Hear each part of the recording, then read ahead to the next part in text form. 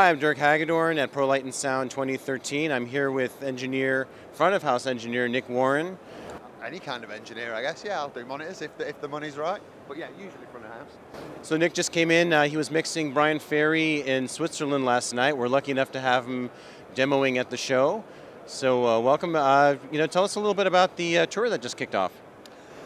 Well, Brian, we've been off. We had about 6 months off, and in the meanwhile, Brian's been recording a jazz album, and that sounds awful. But we took it out for some live shows this week, and it was actually quite good fun. So he's done a couple of tracks for the new Great Gatsby film, Baz Luhrmann film. So they've been recording that, and he's put out the jazz album, the 1920s jazz album, which is his songs in a 1920s style.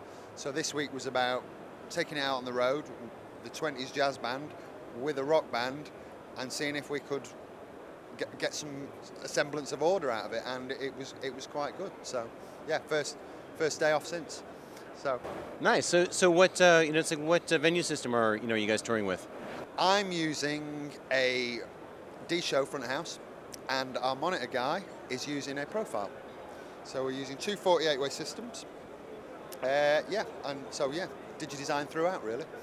So what are some of the challenges? It's like you said, it's like you have a traditional acoustic jazz band playing, and then that kind of morphs, over the course of the performance. What are some of the challenges as far as it's like presenting that as a cohesive show? Well, obviously you get these 8 jazzers, so you've got these guys all in their 50s, bimbling on. We've got a banjo player, we've got a 28-inch horrible bass drum, a proper jazz kit with wooden cowbells, 5 brass players, and a stand-up bass player, Brian 2 BVs, and a piano player, which is all fine until the rock drummer walks on, and then everyone's playing, and he wants the jazz drummer to play percussion.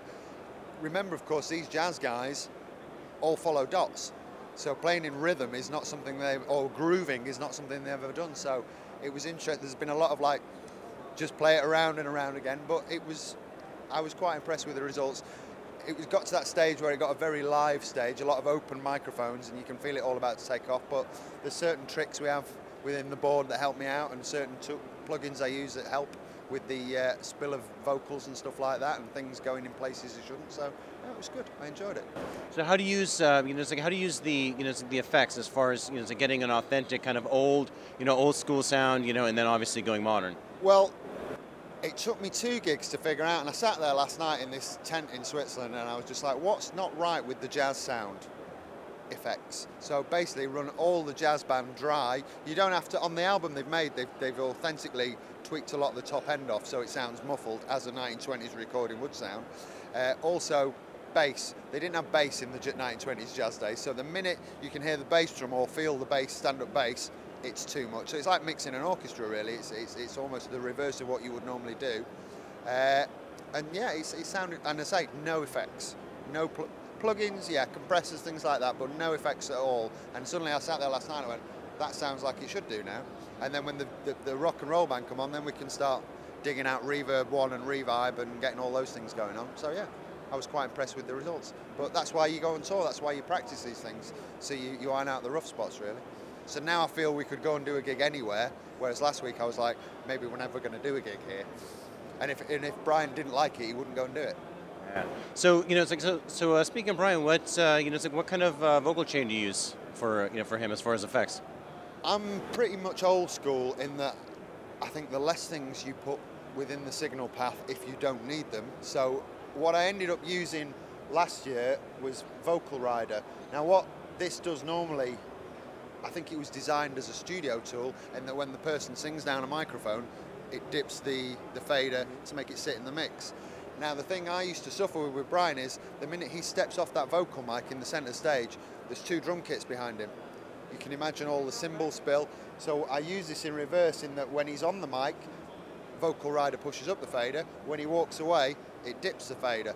So that gave me a little more headroom. And then other than that, to be honest, the only other thing is, let me find his channel. Oh, wrong. Spot the Man who uses a D-Show, not a Profile. And that's the only other thing I use, the BF3, the Brian Ferry leveling amplifier. I've never clocked that before. There you go. And that, and then reverb-wise, the old favourites, best reverb there is, revive. Don't need anything else. And it's a, what, 3.2 second reverb with a bit of pre-delay? That's it. Simple. I won't show you the EQ. Because that might be quite bad. But since we did this session, we've now got a Telefunken mic, and it's a lot more easy to use. The last mic I'm going to show you the vocal EQs. It doesn't matter. Trade secrets being trade. No, I'm going to be embarrassed. I know I am. If I can remember on this. Yeah, see that's. But I guess if you saw on an analog desk what you actually did, that's not too bad actually. Yeah. And obviously high pass quite high up as well. Great. So, so I know that you like to record your shows. Now, is that something that that you generally do, or is that Brian Ferry pretty much wants to record everything?